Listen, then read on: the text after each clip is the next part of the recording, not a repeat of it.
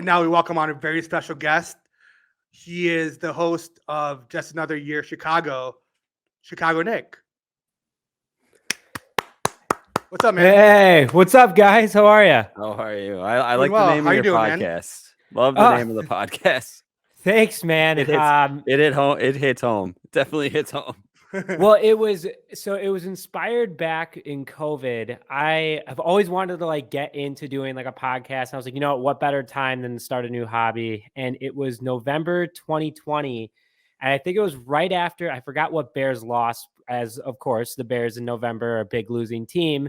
And I was like, God, just another year of a team wasted. And I was like, that's it. That's it right there. Just another year Chicago. So that's where it all got started. But it's a lot of fun. Thanks for having me on, guys. I was just listening to the whole crypto QR code Super Bowl commercial. And I got to say, I was also a victim of tripping over the couch to try to scan the QR code. Look, you like a dumbass too. All right. You never know. It could be like a prize to win like the lottery. You never know, dude. Well, it's just that you haven't seen that since like the DVD back in like the early 2000s. So you're like, oh, I got to do it. Popular. That's like getting popular or something again. Like nostalgia. That was like the whole theme. Yeah, nostalgia and crypto was the whole theme this year. It's crazy. Wild. And electric cars, apparently. Oh yeah, that too. Yeah, that was every commercial. I am the biggest Sopranos fan on the planet. So when I saw like Metal Soprano come on, I was like, oh my gosh, whatever they're selling, I have to buy tomorrow. And then I see it's a $80,000 truck. I was like, Silverado. hey, it looks cool. I will say, I mean, great market. This was a better year of commercials, I gotta say. I thought it was a better commercials. Year. Yeah, definitely. Again, I kind of was zoning out during some of them. Plus, I was, I had a lot going on this year, and my friend hosted, but I was helping him cook, and it just wasn't. I was watching the game. I was like, all right, I got to run over to the TV and watch the game, but yeah. Awesome. So let's get into some Chicago sports talk. Chicago Bears. I know the football season just ended like a couple days ago, but the Bears are looking to possibly, I don't know, make a run for it. Maybe we'll see. Nick, what are your thoughts on the free agent targets we might or might not get? Yeah, no, I think so. I'm pretty excited about Ryan Poles and Matt Eberflus. I think it's a very underrated, combination of general manager to coach. And the last time we had a Matt Ryan GM head coach combination didn't turn out so well, but I think they're here to flip the script on it. And Ryan Poles, coming from the Kansas City Chiefs, our new general manager, is a winning organization, had a huge say in the targets that Patrick Mahomes got, also drafting Patrick Mahomes. And the biggest thing for me is their offensive line. I mean, the Chiefs are one of the best offensive lines in football for the last 5 years. And Ryan Poles has had a huge part of that. And that's probably the biggest hole for the Chicago Bears right now is the offensive line. So I would go offensive line, wide receivers, secondary is definitely the main targets that the Bears are going to go after. And all of those areas of need are stacked this year in free agency. So I think it's going to be a fun offseason. That's interesting. Do you know anything by like the draft? We won't have any first round picks, do we, right? No, we do not have any first round picks because we sent this year's to the Giants in regards to get Justin Fields. So really the Bears only got rid of a first round and a fourth round pick to move up and get Fields because they still had a first round pick last year, obviously moving up. So it was a great trade, but yeah, it kind of hurts us because we don't have a first round pick this year. Definitely. And with all this like coaching overhaul, new staff and everything, what are your thoughts? How are you thinking we're going to do this year? It's going to be hard to tell at the moment because it's very, very early. Like we just ended the season, but do you think we're going to do better than last year, or are we going to probably stay stagnant for a little bit until we actually get our feet wet? I'm not going to put the expectations too high. I think we will be better. I think 6-11 is just bad. Obviously with that extra game, we could have been 6-10. We could have been 5-11 if you think about it. I think we'll be better for sure. It's Justin Fields' second year, and also bringing in, new offensive coordinator Luke Getsy is going to be huge because he's worked with Aaron Rodgers besides 2018, he's worked with Aaron Rodgers the last 7 years. So he knows what it takes to have a winning quarterback. And a lot of people were like, the That was more Nathaniel Hackett, who's now the Denver Broncos head coach. But Luke Getsy was talked very highly of by Devontae Adams and Aaron Rodgers when he came to Chicago. And I think that our offense is instantly going to be better with him as the offensive coordinator. And that's with losing weapons like Jimmy Graham and Allen Robinson. It's going to be an improved year. I don't want to say, I'm always going to say the Bears are going to go to the Super Bowl. But my expectations this year are probably going to be just missing the playoffs, definitely improvement, or sneaking in a first round bye, which I'm totally fine with. Matt Eberflus's first year, Justin Fields for sure being the starter all year. It's a lot better dynamic in Chicago. Definitely, I agree. And I feel like we do definitely need to fill the offensive line because we need to protect Justin Fields at all costs. And I feel like he does need new receivers. I mean, all we have right now is Mooney, and he's great and all, but I feel like if we get more weapons around him, it could definitely be deadly. It's great. So I can't wait to see what's going to happen. The odds this year are plus 8,000 at the moment. So I might just book it. $10 down, you're automatically a winner, right? Yeah. Jeez. Yeah, it's crazy. Yeah, I took that bet last year like a chump. See how Hey, that worked. You never know. Look at the Bengals. Look at the how far they Bengals. got. Yeah. Look at the Rams. Look at the Bengals. I guess you're right. You're right. I think it happened. It's crazy. Gives us hope. Definitely. And then let's talk about the Chicago Bulls. I know the All-Star break's coming up.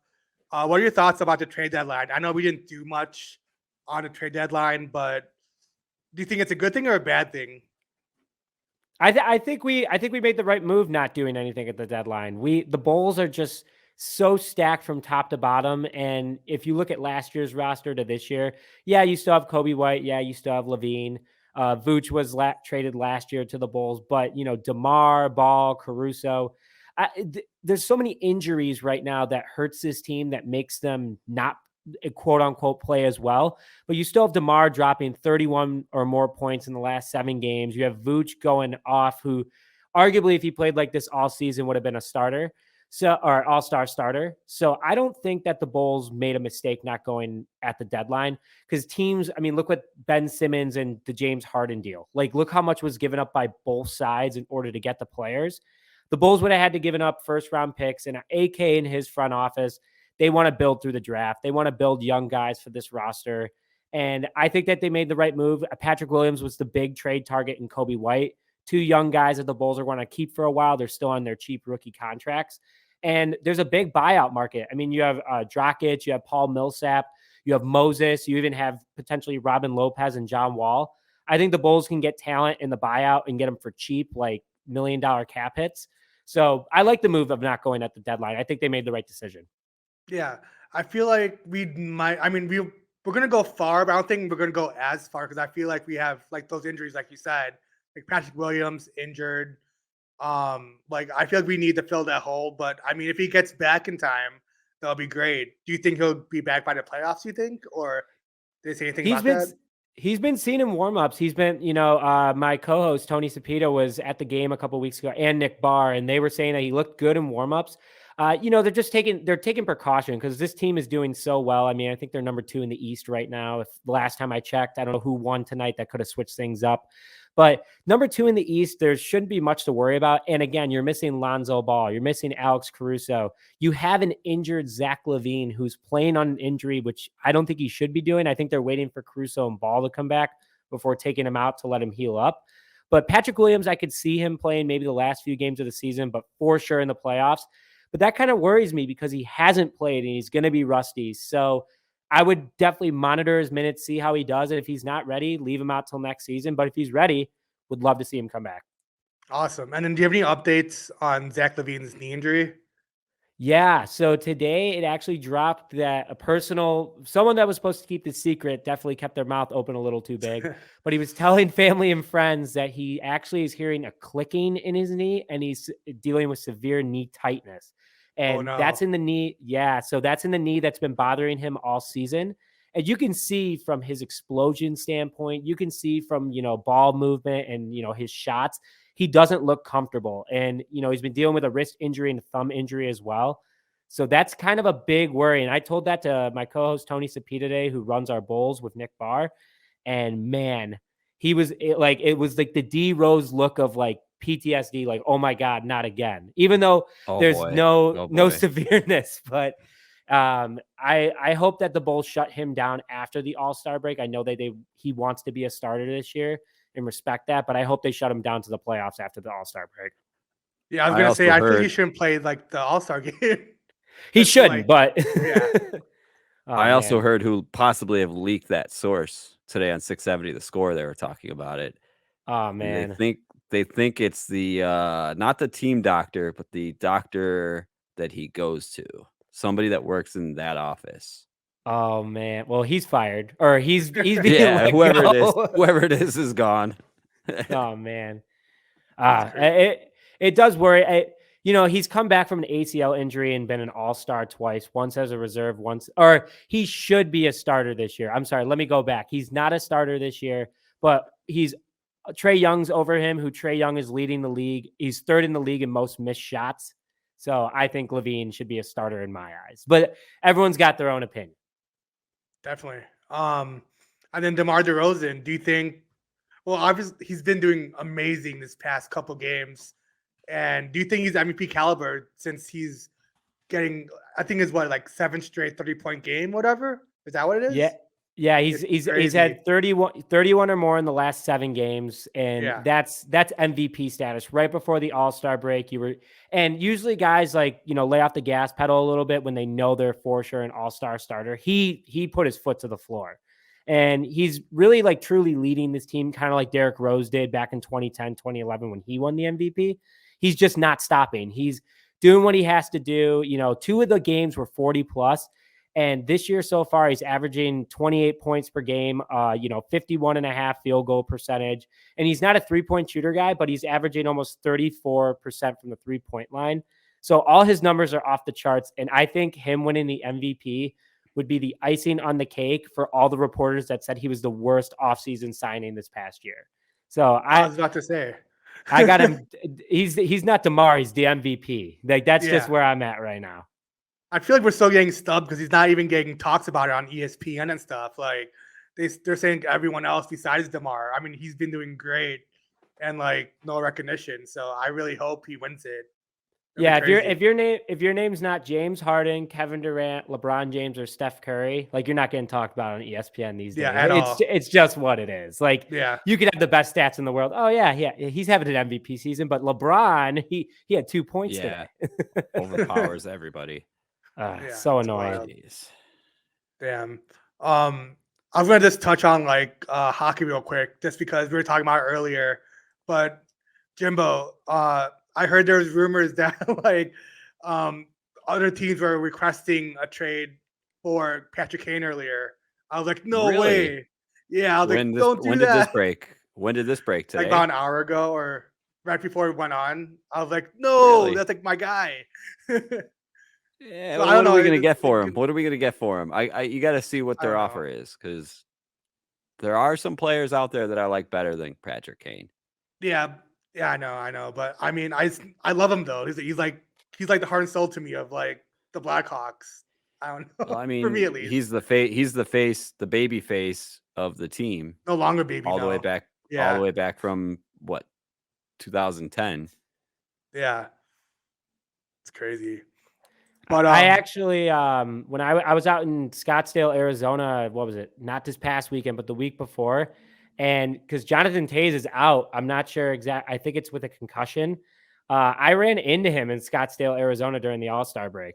Oh, wow. And, really? And I look over and I'm like, is that Jonathan Taze? And I'm in line to get into some bar, and he's with all these he was short compared to everybody. And hockey players aren't big guys, but I was like, who is that? And I see Jonathan Taze, and I'm like, aren't you supposed to be at home resting right now?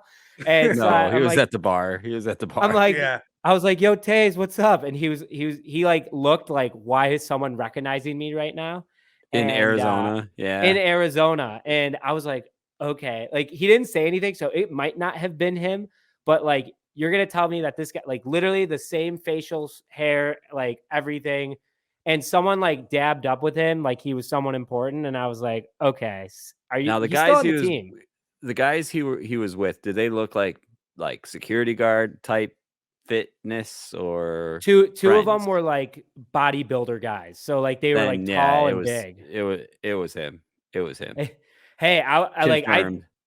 like couple drinks deep, I like look over and I was like, man, I wish I had a pen right now. I would love him to autograph like anything. I was like my shirt or anything, but it was crazy. When you were saying Patrick Kane was going to get traded, I saw that report and I couldn't see the Hawks doing it because the fan base would just be like, you can't do that. Yeah. But the Cubs did that with like everyone. So I was like, I could see it happening. Yeah, but you see how well that worked out for him. Oh man. Wrigley was empty. $6 tickets behind home plate at one point. I was like, come on, sign me up. Yeah, I know. I know how it is. I live right by there. So like I see it every day. I'm like, oh my God.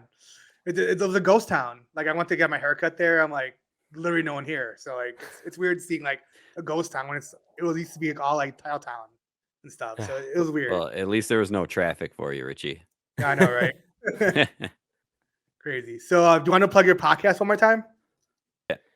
Yeah, no, my podcast is Just Another Year Chicago. It's optimistic Chicago sports fans for optimistic Chicago sports fans.